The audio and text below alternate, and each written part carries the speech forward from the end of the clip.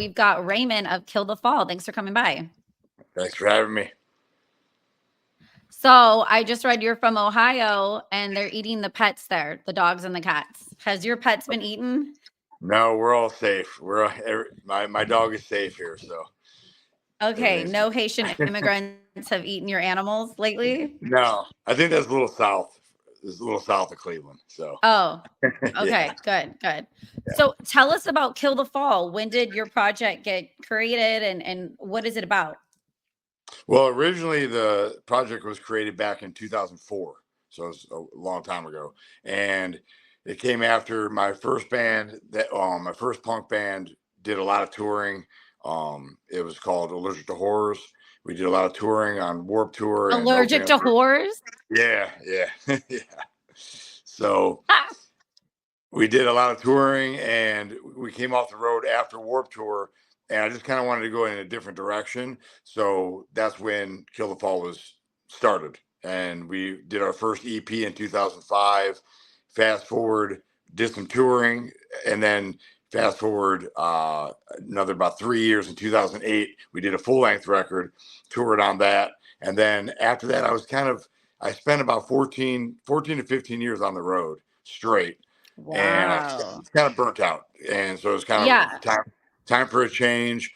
I was kind of burnt out on the music industry and touring and everything else, so I time to take a different career path, and that's when I stopped the band. I retired from all that, started the gym, started training, and then maybe I don't know, around 2017, 2018, I just had a little bit more writing to do. So we did a small EP, but we did nothing off of it. No touring, no promoting. Just kind of did it because we wanted to make music.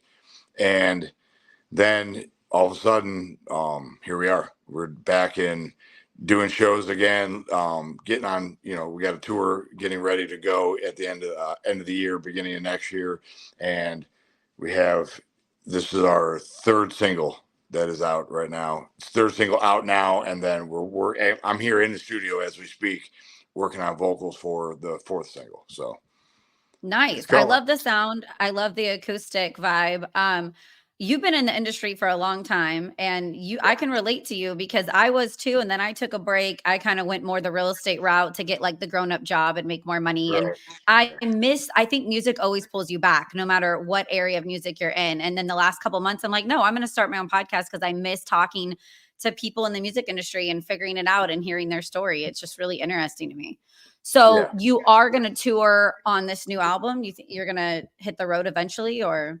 Yeah, so we're gonna finish up to a point where we have an EP of at least anywhere from 5 to 8 songs done, and that's what we're working on slowly, just releasing a couple singles here to get everybody hearing the new music and what we're doing and what we're writing, and then we will be back out on the road and looking to promote that record that will have probably around 8 songs on it, and we're hoping to do some vinyl as well. But in between there, we're still doing shows. We have a show this Wednesday with the Super Suckers and Lung. So we're still Nice. actively doing shows as we speak, and as we were recording the new material and everything. We just had a show a couple months back in Cleveland. It was a great show, great turnout. And then we did a festival in Ohio, and now we're doing the Super Sucker show in Youngstown, and then branching out from there. So it's been fun. That's really cool. Oh, wait, Sorry about you that. went black. I'm No, that's back. okay. You turned black. I know. So for someone that hasn't heard Kill the Falls sound yet, how would you describe the sound? I think it's a mix between punk and rock. It has a lot of my influences. Obviously, I'm the songwriter, so a lot of my influences are going to come out in that. And I grew up listening to punk rock like Minor Threat, the Misfits, that genre of punk. And I also grew up listening to Pearl Jam, Alice in Chains, that style of music as well. So I kind of all it's just a big mix of that rock, but with a heavy punk influence as well. So, and I think that's what comes out in the songwriting. And then once the other two bring their parts, the drums and the bass to it, it just gives a pretty diverse, sound to what we have. Yeah. And I saw on your profile it says MMA, and then you talked about having a gym. How did you're staying in great shape? Are you still doing the gym route as well, or are you taking a break from that? No, we're still doing the gym. So I have the gym here in Cleveland. We're under Dante Leon, which is one of the top black belts in the world, and we're also under Heath Pedigo, um, for the Pedigo submission fighting, one of the best teams out there. So we still do the MMA. We have some fighters here. We still do the jiu-jitsu. I have a competition team. I also coach them as well. So those guys, I travel a lot with the tournaments. So it's a tough keeping the schedule in place when I have tournaments to be at, plus booking shows for That's a the band, lot. stuff like that. It is a lot, but keeps you busy. So Yeah, yeah. I like to overbook myself, that's for sure. right, So I do too. can I do fun random question time? Sure, yeah, let's do it. Okay. What's the most unhealthy thing you've done? Because you look like a healthy guy. Most unhealthy thing I've done. Uh, Yeah, I mean, I did back in the day. I did a lot of drinking, so that'll that's pretty unhealthy, right? but not anymore. No, no, I don't. I put that Um, behind me. So trying to keep healthy. that's good. That's good. What is Yeah, your it's definitely favorite good. part about playing music? I think my favorite part is just being able to write and get that release out of what's on your mind and the emotion that's attached with it, and then going out to be able to see it live and watch the reaction of the crowds and how they accept the song or take on what it does for them. You know what I mean? It's good to see that whole thing come into a full, making making the music a full thing where it's not just me writing and releasing, but then it gets out to the public and people get to hear it and see it, and everyone's has their opinion and what it does for them. It's a really good feeling. So I think that's a mixture of my selfishness of writing it and then releasing it out to everybody. So Yeah, have seen it come full package, A to Z. yeah, there you go. That's a better way to say Um, it. okay. Oh, this is random. Okay, so out of the lead singer, guitar player, bass player, and drummer, who do you think in the band gets laid the most in general?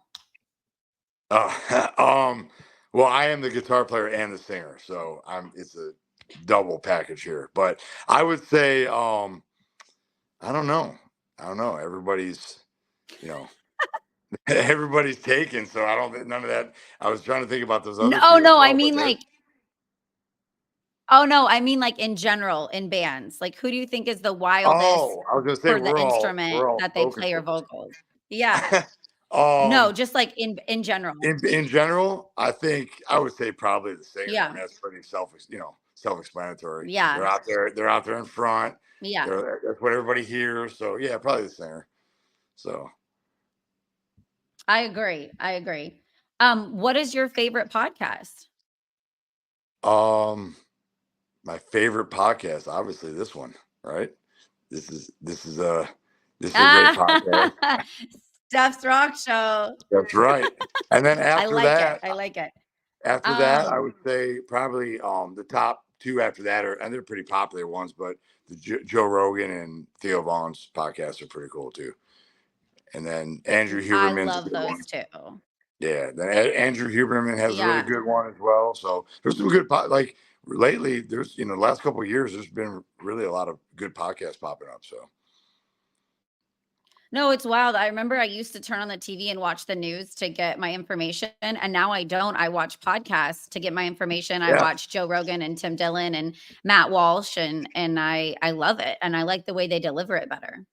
yeah, I agree. Yeah, and I think there's a lot more truth behind it too. So Okay, do you think Diddy is guilty? yeah, I think so. He's a weird guy, man. He's Yeah. definitely guilty. So Yeah. I it's never just, got invited to the freak off parties though. well, That's a good thing now, right? It's a good thing you weren't there. I guess. Yeah. Yeah. Yeah. Um, okay. And last random question. Do you think hookers are capable of falling in love? um, I would think so. They're human, right? So I mean, I'm sure they're capable of it. Yeah, I Yeah. think so. Yeah, I think so. Yeah. Sweet. So tell us more information about Kill the Fall and how we can find you online. Kill the Fall. We are on Instagram at Kill the Fall. We also are on Facebook as well, and you can listen to us on every streaming platform: Spotify, Apple Music, Pandora, Amazon.